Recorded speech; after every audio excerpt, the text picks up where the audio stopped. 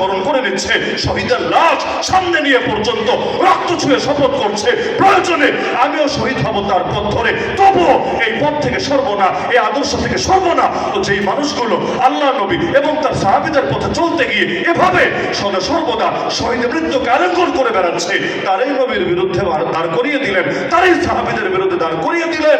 কিয়ামতের দিন আল্লাহর সামনে কোন মুখ নিয়ে দাঁড়াবে? অনেক সময় একটা কথা শুনতে শুনতে হৃদয়ে বসে যায়, ওমরেরও বসে গিয়েছিল। তো যেই মাত্র কয়েকটা আয়াত পড়লো, সঙ্গে সঙ্গে ওমর সিদ্ধান্ত নিল না, সে এখনই কালেমা পড়ে মুসলমান হবে। অথচ আবু জাহল জীবনে আয়াত কম শুনে নেই।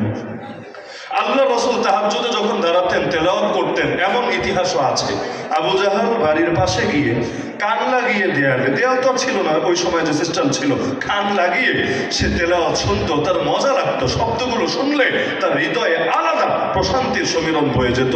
অথচ আবু জাহল কিনা বদরের ময়দানে গিয়ে স্লোগান দিল, লা ইউবাদুল্লাহু বা'দা হাযাল ইয়াউমি আবাদা, নাউযুবিল্লাহ, আজকের দিনের পর এই পৃথিবীতে আর আল্লাহর ইবাদত হবেই না। আল্লাহর ইবাদতের এক্সপায়ার ডেট আছে, শেষ। এরপর আল্লাহ